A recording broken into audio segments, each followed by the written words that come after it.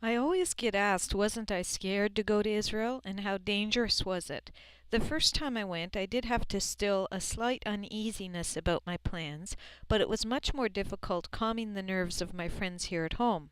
Also, it was hard on my friends hearing about bombings in Israel while I was there when they didn't know where I was. But for the most part, it was just slightly added excitement for me to see soldiers everywhere with their guns.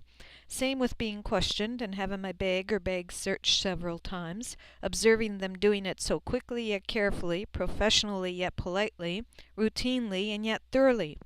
It was different seeing so many soldiers that all looked like they were not yet 20, and yet all seeming to have the maturity and professionalism of seasoned soldiers in their 40s if they were from America. And it was also disappointing to be unable to go to places like ancient Samaria and Jericho. We could drive through the West Bank, but it wasn't wise to stop since our bus had a Jewish license plate on it, and of course I didn't need to go into the Gaza Strip because that's where Philistine excavations were, but I didn't need to look at that.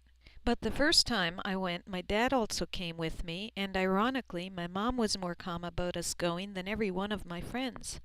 This wasn't just because my parents are both Christians and were able to trust God with their safety easier, so were my friends Christians, but this was probably mostly because they knew that in the media, if it doesn't bleed, it doesn't lead.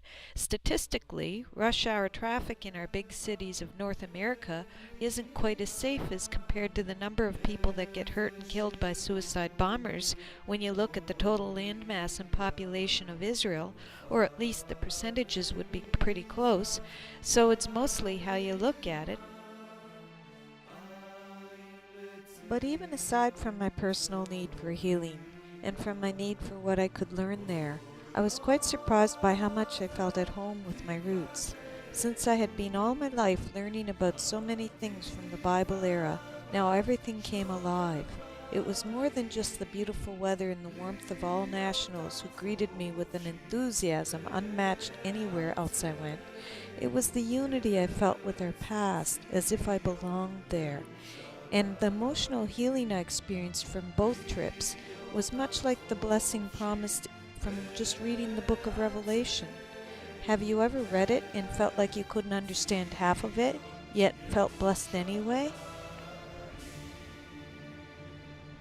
So I'd say the most dangerous part of my trips was when one of our tour group gals got locked in the bathroom. I almost wonder whether those bathroom stalls were designed to withstand suicide bombers, because those doors were made with such strong steel metal, and since the lock jammed so badly. Been locked in the bathroom. Yeah. For how long? 50 minutes? And now they finally brought in the crowbars.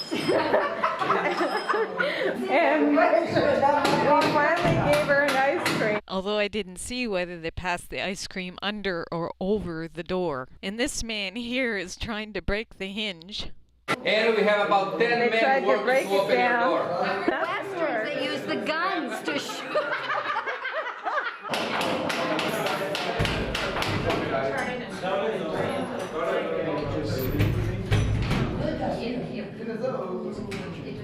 Yeah.